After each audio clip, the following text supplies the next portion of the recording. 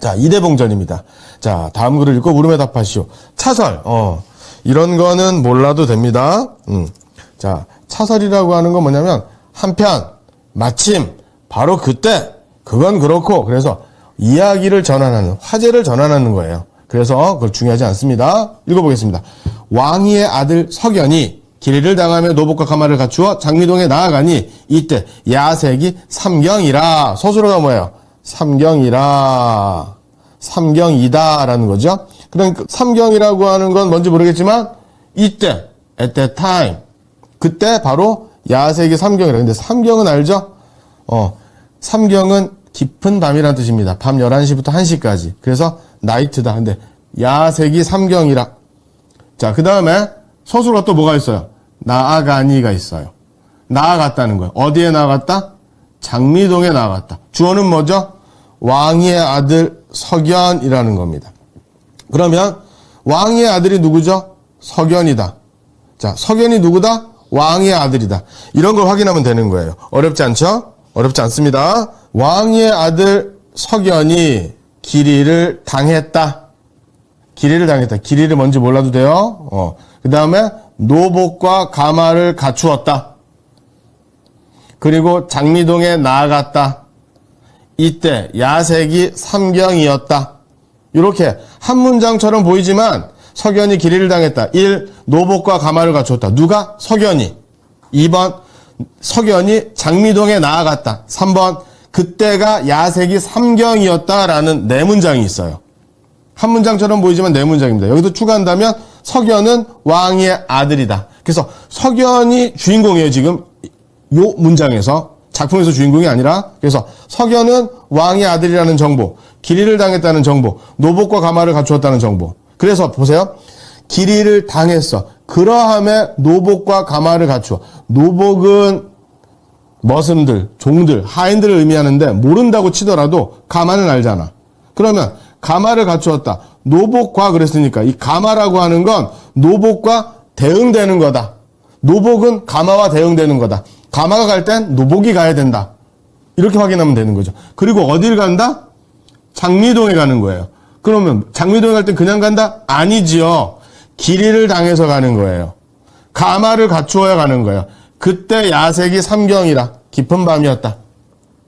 그런데 두 번째 문장. 노복이 들어갔어요. 근데 이 노복은 뭐예요? 가마를 갖춰서 간 겁니다.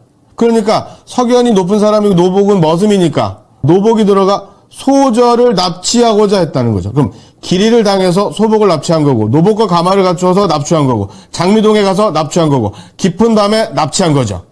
누구를? 소저를. 그러니까 석연이는 왕의 아들이고 소저를 납치하려고 하는 겁니다. 납치하고자 하더니 이때 소저가 등불을 밝히고 얘기를 보던, 얘기는 유교 경전이죠. 그런데 모르겠지만 얘기는 뭐야? 읽는 거다라는 겁니다. 그 다음에 외당에서 사람들이 떠드는 소리가 들렸다는 거예요.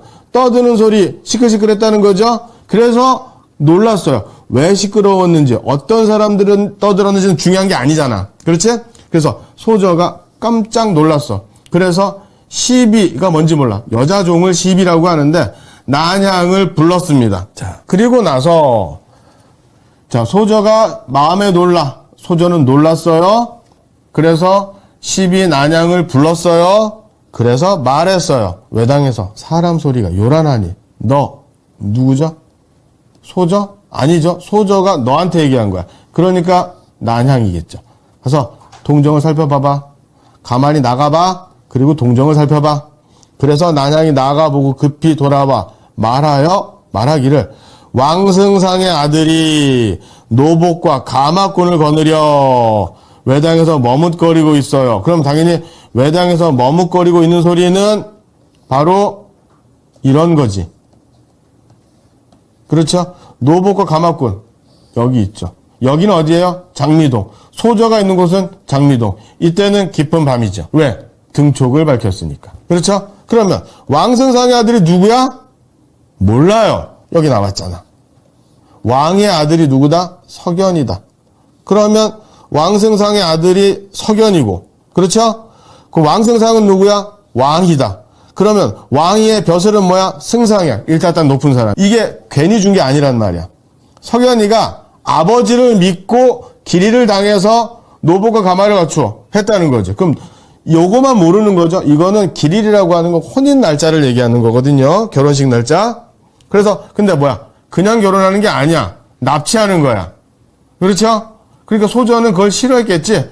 반항했겠지. 거부했겠죠. 자, 다음. 자, 소저가 이런 단어는 좀 알고 있어요. 대경 실색한다는 말 들으죠. 깜놀, 매우 놀라서 저 즈음에 왕희가 아까 했죠? 왕희 아들이 누구야? 석연이죠. 왕희는 뭐예요? 승상이죠. 청혼했어. 그래서 뭐야? 허락하지 않았다는 거야. 그래서 중매쟁이를 꺼져! 라고 했다는 거죠. 그랬더니 오늘 밤 야색이 삼경이잖아. 당하여 오미 분명히 나를 납치. 다 알고 있네. 일이 급박하니 어떡하지? 라고 했다는 거지. 그렇죠? 그래서 어떻게 죽으려고 했더니 난향이 뭐라고 할까? 죽지 말라고 했겠지. 자, 소저는 잠깐 진정하세요. 컴다운 하라는 거죠. 소저가 당신이 만약 목숨을 함부로 여기시면 부모 재산 어떻게 해요? 낭군의 원수? 그러면 부모 제사, 부모가 죽었다는 얘기죠. 낭군은 뭔가 억울한 일 당한 거야. 원수를 진 사람이 있어? 누굴까요? 왕이겠지. 아니면 석연이겠지. 그렇죠? 그런데 이제 누가 갚겠습니까? 그러니까 어떻게? 부모 제사 지내야 되고 낭군의 원수를 갚아야 돼. 이건 당연히 뭐야? 유교적인 가치관인 거죠. 그렇죠?